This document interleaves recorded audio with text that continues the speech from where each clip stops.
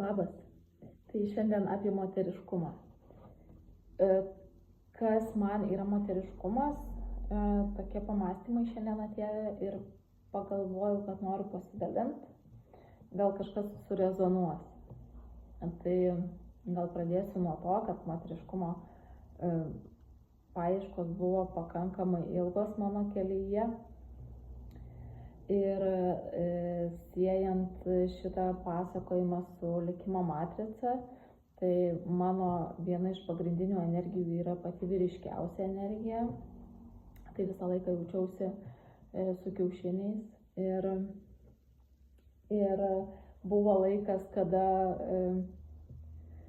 sekiau tokiais patarimais, kad moteriška moteris turi nešioti sijoną, plevėsuoti, šikti drugeliais, lakstyti aplink vyrą, bėgioti ir visą laiką būti linksma.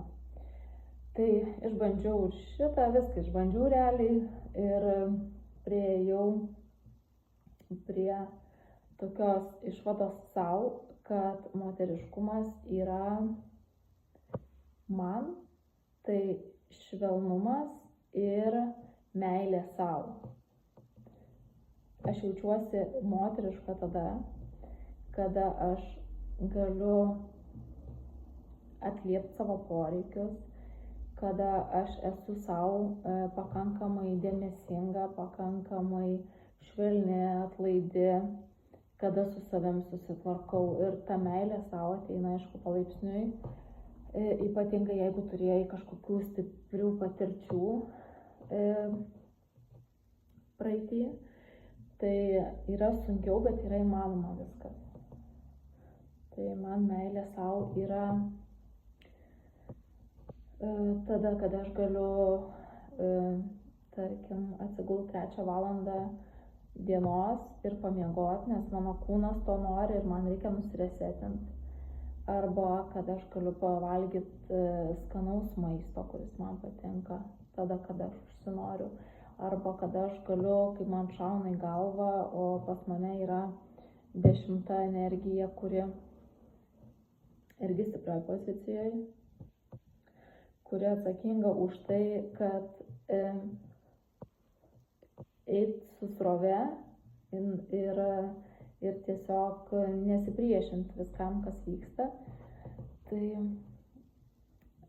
matrica iš tikrųjų man labai padėjo pažinti save.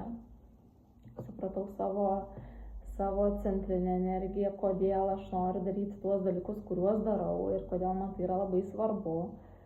Ir iš tikrųjų gal net ir meilės savo kelyje, jinai buvo vienas iš tokių stipresnių laiptelių, kur pasilipėjus aš galėjau dar labiau suprasti save.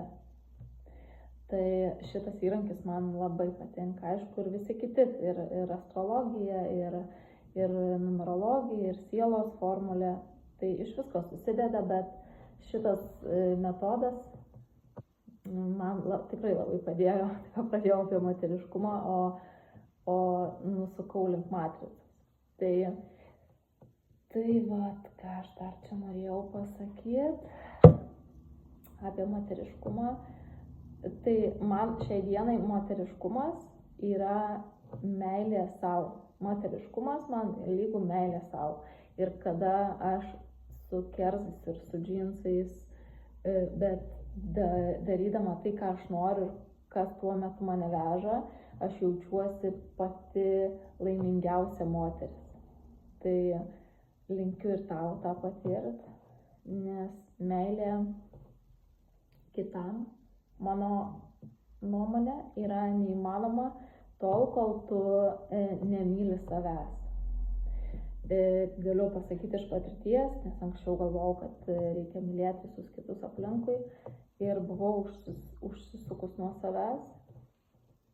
Ir tik tai dabar, kada pradedu atsisukti į save, kada darau tai, kas man patinka ir gerai jaučiuosi viduj, jaučiuosi nurimus, nekovoju su pasauliu ir jaučiu, kaip ta meilė savo ir tas moteriškumas, nes jie yra lygu, tai aš jaučiu, kaip jie tiesiog dalinasi, plečiasi ir kad aš galiu dalintis. Tai dalintis dabar galiu su savo šeima, bet tokia situacija dabar, kad negaliu 100% užsiimti tuo, ką noriu daryti, bet kiekvienoje dienoje surandu kažką gero ir man tas moteriškumas skleidžiasi visai iš kitos pusės. Tai jeigu tau atrodo, kad tu turi kažkokių vyriškų savybių ar kad tau trūksta meilės savo, tai parašyk man apačioj komentarą. Tiesiog noriu arba nežinau, tiesiog gali vieną žodį parašyti ir aš matricos pagalba tau galiu tiesiog bendrą tokį pasižiūrėti, trumpai pasakyti, kur yra tas trukdis, kas trukdo tau eiti į meilės savo tą viršūnę, į tą kelią. Tai lauksiu. O jeigu nenori, tai tiesiog pagalvok apie tai, kad labai dažnai iš aplinkos yra primetama klaidinga nuomonė. Ir aš tau linkiu, kad tu paklaustum savęs ir paklausytum savo širdies ir atsakytum pati savo apie moteriškumą ir meilę savo. Net ir be sijono. Iki.